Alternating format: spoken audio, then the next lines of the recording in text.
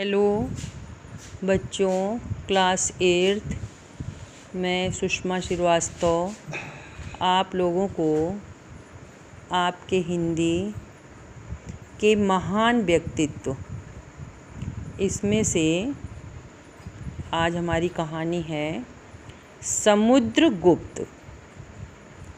इसके बारे में आपको बताएंगे।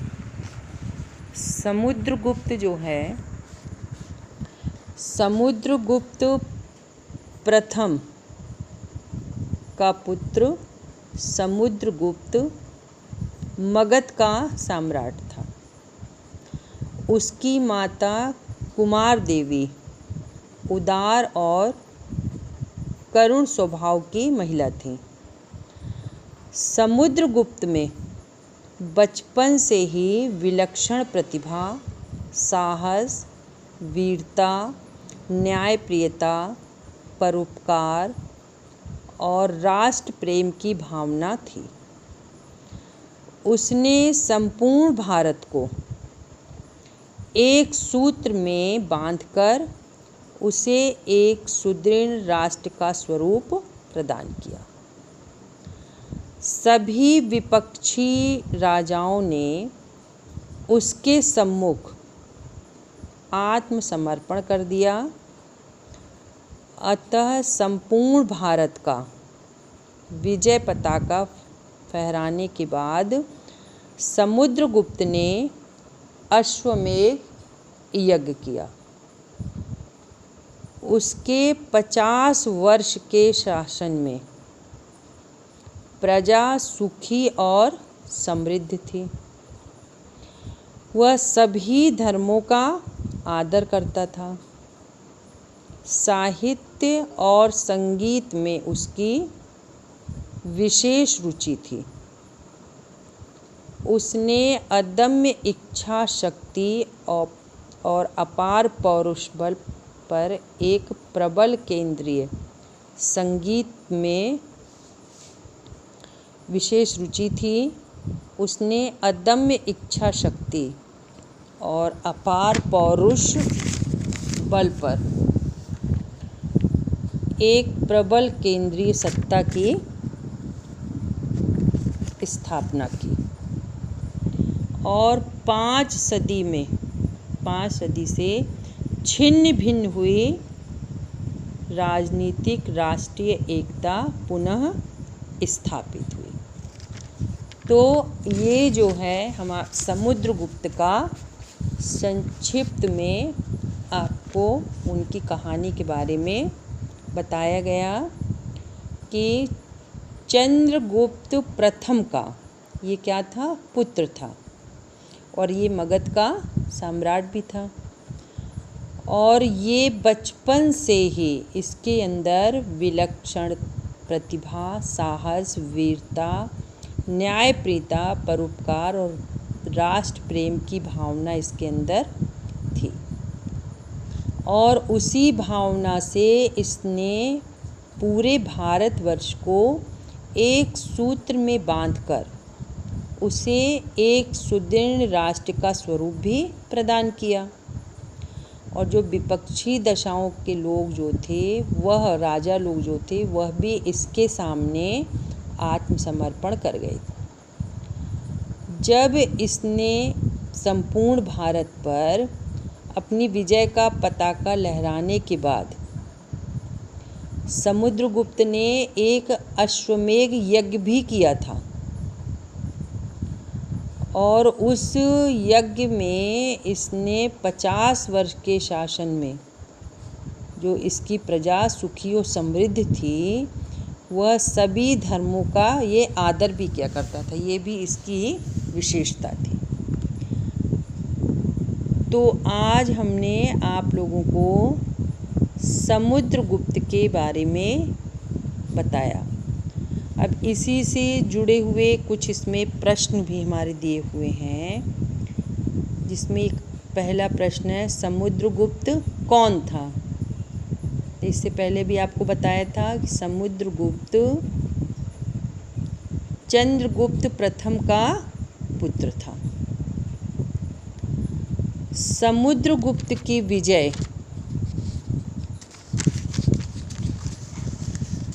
समुद्रगुप्त की विजय यात्रा का मुख्य उद्देश्य क्या था? तो आंसर है समुद्रगुप्त की विजय यात्रा का मुख्य उद्देश्य भारत में राष्ट्रीय एकता की स्थापना करना था। फिर तीसरा है समुद्रगुप्त की विजय का वर्णन करिए। तो समुद्रगुप्त ने भारत की राष्ट्रीय एकता की स्थापना हेतु विजय यात्रा प्रारंभ की। उसने उत्तर भारत के राजाओं को परास्त किया और उनके राज्यों को अपने साम्राज्य में मिला लिया। उसके साहस और पौरुष की चारों ओर चर्चा होने लगी। अपनी सेना का संचालन वह स्वयं करता था और एक सैनिक की भांति युद्ध में भाग लेता था। धीरे धीरे उसने पूर्व में बंगाल तक अपना राज्य फैलाया।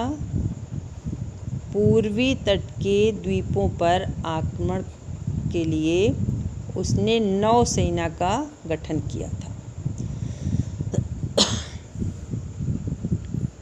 फिर अगला प्रश्न है अश्वमेध यज्ञ किसे कहते हैं? इस अवसर पर समुद्रगुप्त की क्या उपाधि दी गई थी? जब उसने अश्वमेध यज्ञ किया तो उसे क्या उपाधि दी? अश्वमेध यज्ञ में एक घोड़ा छोड़ा जाता है और सेना उसके पीछे चलती है। यदि कोई घोड़ा पकड़ लेता था तो राजा उससे युद्ध करता था। अन्यथा जब घोड़ा विभिन्न राज्यों की सीमाओं से होकर वापस आता था तब यह यज्ञ पूर्ण माना जाता था और राजा दिग्विजयी समझा जाता था। इसे ही अश्वमेध यज्ञ कहते हैं। इस अवसर पर समुद्रगुप्त को महाराजाधिराज की उपाधि दी गई थी। महाराजाधिराज की। फिर अगला प्रश्न है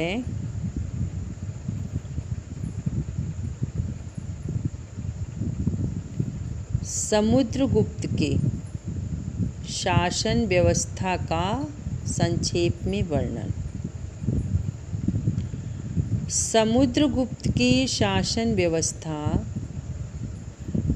इतनी सुदृढ़ थी कि उसके लगभग 50 वर्ष के शासन में किसी भी क्षेत्र में न अशांति हुई और न किसी ने साम्राज्य के विरुद्ध विद्रोह करने का साहस किया।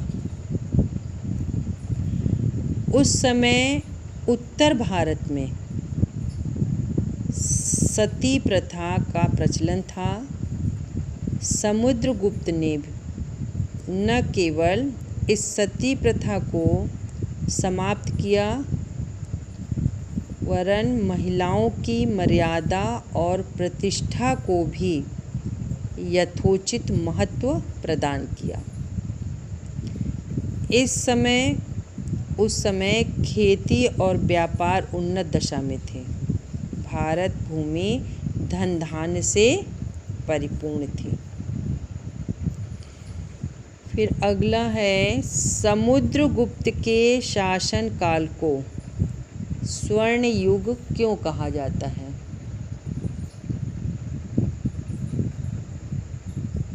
समुद्रगुप्त के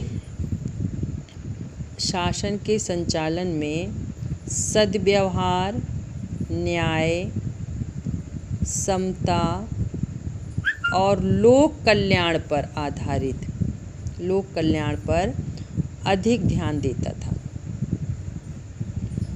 उस समय खेती और व्यापार उन्नत दशा में थे। नहरों एवं सड़कों का जाल सब बिछा था। भारत भूमि धन धान्य से परिपूर्ण थी। पूर्ण धार्मिक स्वतंत्रता थी। समुद्रगुप्त की उदारता की प्रशंसा बौद्ध भिक्षु भी करते थे। अतः समुद्रगुप्त के शासन को स्वर्ण युग कहा जाता था। तो ये हमारा था आज का समुद्रगुप्त। तो इस कहानी में समुद्रगुप्त के बारे में, समुद्रगुप्त के शासन के बारे में, समुद्रगुप्त की विजय के बारे में, समुद्रगुप्त ने जो अश्वमेध यज्ञ किया उसके बारे में, और समुद्रगुप्त को शासन काल को स्वर्ण युग क्यों कहा जाता है, ये सारी चीज़ें इसमें आप लोगों को बताई गई हैं। और इस कहानी का जो आपकी महान व्यक्तित्व है, इस कहानी का संक्षिप्त या इसका सारांश जो है आप लोग बच्चों सुलेख के रूप में अपनी कॉपी पे लिखिएगा। ये हमने आपको 6 में भी बताया था, 7th में भी बताया है, और यही 8th में भी आप लोगों को बता रहे हैं कि पाठ का सारांश जो है वह सुलेख में आप लिखेंगे। तो सारांश में आप लोगों को उनका जन्म, उनके माता पिता का नाम, उनकी शैक्षिक योग्यता, उनके राज्य के बारे में, ये सारी चीज़ें आपको लिखनी हैं और एक पेज में पूरा आप लोग इसको कर लीजिएगा। तो ये तो हो गया आपका समुद्रगुप्त। ये हमने आप लोगों को आज आपके महान व्यक्तित्व का पाठ पढ़ाया। अब इसके आगे इसी के साथ आप लोगों के हिंदी में जो है हिंदी पाठ का भी आप लोगों को इसी के साथ क्वेश्चन आंसर हम बताते जाते हैं। तो आज हमारी हिंदी में है अपराजिता। तो अपराजिता जो है इसके क्वेश्चन आंसर के बारे में आप लोगों को बता दें। अपराजिता कहानी आप लोगों ने पढ़ी होगी बच्चों, और इस कहानी का जो संक्षिप्तीकरण है, जो सारांश है, उसको आप लोगों को बता दे रहे हैं, फिर इसके क्वेश्चन आंसर बता देंगे। पाठ का हमारा सारांश है कि कभी कभी विधाता हमें ऐसे विलक्षण व्यक्ति से मिला देता है जिसे देख हमें अपने जीवन की रिक्तता बहुत छोटी लगने लगती है। हमें तब लगता है कि भले ही उस अंतर्यामी ने हमें जीवन में कभी अकस्मात दंडित कर दिया हो, किंतु हमारे किसी अंग को हमसे वंचित तो नहीं किया। फिर भी हम में कौन सा ऐसा है जो अपनी विपत्ति के कठिन क्षणों में विधाता को दोषी नहीं ठहराता। मैंने सभी पिछले महीने एक ऐसी अभिशप्त काया देखी जिसे विधाता ने कठोरतम दंड दिया, किंतु उसे वह नतमस्तक तथा आनंदित मुद्रा में झेल रही है, विधाता को कोसकर नहीं। कठिनतम स्थिति में भी मनुष्य अपने साहस, धैर्य और निरंतर कोशिश से प्रगति कर सकता है। चंद्रा एक विकलांग लड़की थी। उसे बचपन में पोलियो हो गया था। इससे उसका गले से निचला भाग बेजान हो गया था। चंद्रा की माता श्रीमती टी सुब्रमण्यम ने हिम्मत नहीं हारी। उसने एक सर्जन से 1 वर्ष तक चंद्रा का इलाज करवाया, जिससे उसकी ऊपरी धड़ में हरकत आ गई। निचला धड़ बेजान ही रहा। माँ ने उसे सहारा देकर उठना बैठना सिखाया। चंद्रा बहुत ही कुशल बुद्धि की थी। 5 साल की आयु में उसकी पढ़ाई शुरू हुई। माता ने पूरी लगन से उसे पढ़ाना लिखाना शुरू किया। बड़ी ही मिन्नतों करने के बाद चंद्रा को बेंगलुरु के माउंट कार्मेल में प्रवेश मिला, क्योंकि स्कूल की मदर ने चंद्रा की माता से कहा, कौन आपकी पुत्री को व्हील चेयर पहिए वाली कुर्सी पे क्लासरूम में घुमाता रहेगा। लेकिन श्रीमती डी सुब्रमण्यम कई वर्ष तक अपनी बेटी की स्वयं क्लासरूम में घुमाती रहती थी।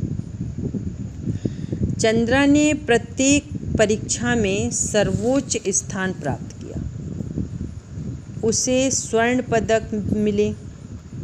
प्राणी शास्त्र में एमएससी किया, जिसमें चंद्रा ने पहला स्थान प्राप्त किया। प्रोफेसर सेठना के निर्देशन में 5 साल तक शोध कार्य किया। अंत में उसे विज्ञान में डॉक्टरेट भी मिल गई।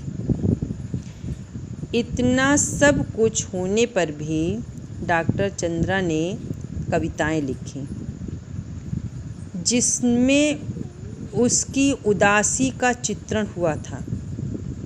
उसने लेखिका को अपनी कढ़ाई बुनाई के नमूने भी दिखाए। गर्ल गाइड में राष्ट्रपति का स्वर्ण कार्ड पाने वाली चंद्रा पहली अपंग बालिका थी।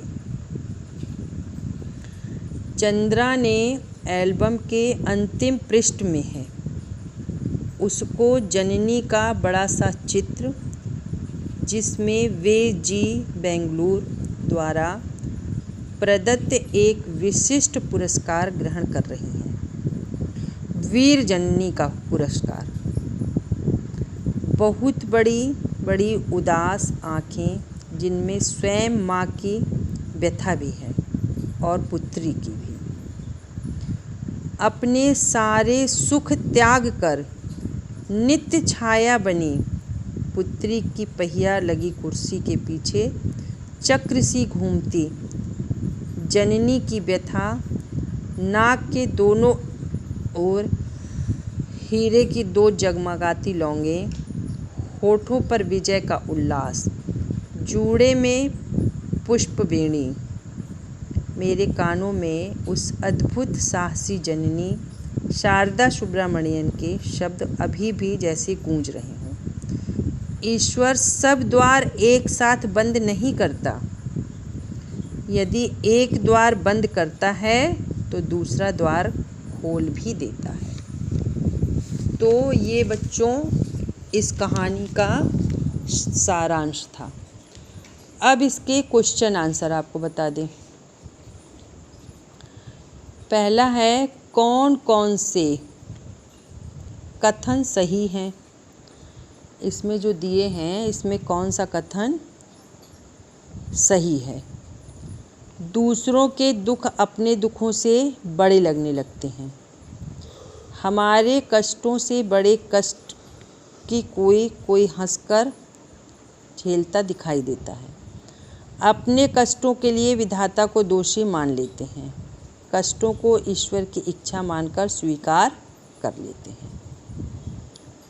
तो इसमें आपका जो है, दूसरों के दुख अपने दुखों से बड़े लगने लगते हैं, जब इस तरह का कुछ देखते हैं तो इसमें आपका क्या है, आंसर में कि हमारे कष्टों से बड़े कष्ट को कोई हंसकर झेलता दिखाई देता है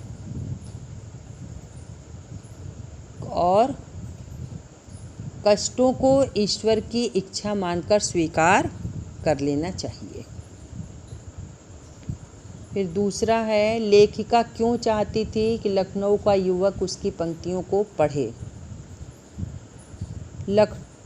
लखनऊ का युवक केवल एक हाथ कटा था, वह भी जब वह उच्च शिक्षा प्राप्त युवक था। डॉक्टर चंद्रा बचपन से अपंग थी, फिर भी उसने कभी हार नहीं मानी। तो युवक को नियति का आधार सहर्ष स्वीकार करने की प्रेरणा लेनी चाहिए। डॉक्टर चंद्रा अपने लगन से उत्साहपूर्वक आगे बढ़ी। इससे उत्साह, लगन, महत्वाकांक्षा और जीविका की प्रेरणा लखनऊ के युवक को वह देना चाहती थी। लेखिका चाहती थी कि लखनऊ का युवक उसकी पंक्तियों को पढ़े। फिर अगला है, डॉक्टर चंद्रा की कविताएं देखकर लेखिका की आंखें क्यों भर आईं। उत्तर, डॉक्टर चंद्रा की कविताएं देखकर लेखिका की आंखें इसलिए भर आईं क्योंकि वह उदासी जो चंद्रा के चेहरे पर कभी नहीं देखी गई, वह उसकी कविता में परिलक्षित थी, दिखाई दे रही थी। फिर चौथा, डॉक्टर चंद्रा ने विज्ञान के अतिरिक्त किन किन अन्य क्षेत्रों में उपलब्धियां प्राप्त की। तो डॉक्टर चंद्रा ने विज्ञान के अतिरिक्त कई अन्य क्षेत्रों में उपलब्धियां प्राप्त की। उसकी कविता, कढ़ाई, बुनाई और संगीत में रुचि थी। उसने जर्मन भाषा में विशेष योग्यता प्राप्त की। उन्होंने गर्ल गाइड में राष्ट्रपति का स्वर्ण कार्ड प्राप्त किया था। फिर है, निम्नलिखित कथनों का भाव स्पष्ट कीजिए। वह बित्ते भर की लड़की मुझे किसी देवांगना से कम नहीं लगती। इसमें जो है लेखिका ने अपने भाव को प्रकट किया है। लेखिका ने अपंग डॉक्टर चंद्रा, जिसका छोटा सा शरीर था, देवलोक की स्त्री के समान समझा, क्योंकि उसके गुण, बुद्धि, पुरुषार्थ और उपलब्धियां किसी भी सांसारिक महिला से ज़्यादा थी। फिर दूसरा है, पूरा निचला धड़ शून्य है, फिर भी बोटी बोटी फड़क रही है। इसमें शरीर निष्क्रिय होते हुए भी जिंदगी में सब कुछ करने के लिए ललक, उत्सुकता है। फिर मैं चाहती हूँ कि कोई मुझे सामान्य सा सहारा भी न दे। इसका भाव है, यह है कि यह किसी पर भी आश्रित न होकर स्वावलंबी हो। फिर अगला,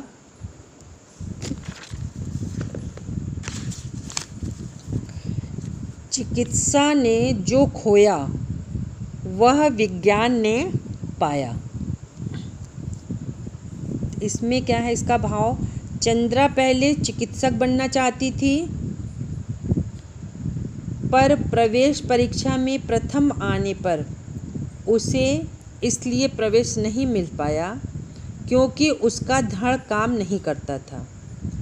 यदि वो चिकित्सा के क्षेत्र में जाती तो महान शाली चिकित्सक बनती। प्रवेश न मिलने पर उसने विज्ञान के क्षेत्र में शोध किया और प्राणी विज्ञान में पीएचडी की उपाधि पाने वाली पहली भारतीय बनी। वह एक अच्छी डॉक्टर बन सकती थी, लेकिन बन गई वैज्ञानिक। इस प्रकार चिकित्सा ने चंद्रा की प्रतिभा को खोया और विज्ञान ने उसे प्राप्त किया। वाह, क्या बात है। फिर अगला है, ईश्वर सब द्वार एक साथ बंद नहीं करता। यदि एक द्वार बंद करता है तो दूसरा खोल भी देता है। अब इसका भाव यह है कि ईश्वर कर्तव्य करने के लिए कोई रास्ता प्रदान करता है। फिर शारदा सुब्रमण्यम को वीर जननी का पुरस्कार क्यों मिला? शारदा सुब्रमण्यम को वीर जननी का पुरस्कार इसलिए मिला क्योंकि चंद्रा जैसी अपंग बालिका को उसकी माँ ने स्वयं यातनाएं सह कर भी पढ़ा लिखा कर उच्च कोटि का वैज्ञानिक बनाया, इसलिए उसे वीर जननी का पुरस्कार मिला। अब भाषा की बात में देखिए, यातना शब्द संज्ञा है, उसमें प्रत्यय जोड़ देंगे तो यातना प्रद, ये जो है शब्द विशेषण बन जाएगा, जिसका अर्थ हुआ कष्ट देने वाला। तो कुछ शब्द आपके इसमें दिए हैं, उसमें प्रत्यय को जोड़ना है। जैसे कष्ट तो जोड़ देंगे तो कष्टप्रद हो जाएगा, अर्थात कष्ट देने वाला। आनंद, इसमें जोड़ेंगे आनंदप्रद, आनंद देने वाला। लाभ, लाभप्रद, लाभ देने वाला। हानि, हानिप्रद, हानि देने वाला। ज्ञान, ज्ञानप्रद मतलब ज्ञान देने वाला। ये हो गया आपका। फिर उसके बाद आता है आपका निम्नलिखित वाक्य पढ़िए। इसके कुछ जीवन से तो मौत भली। मैंने जब ये कविताएं देखी तो आंखें भर आईं।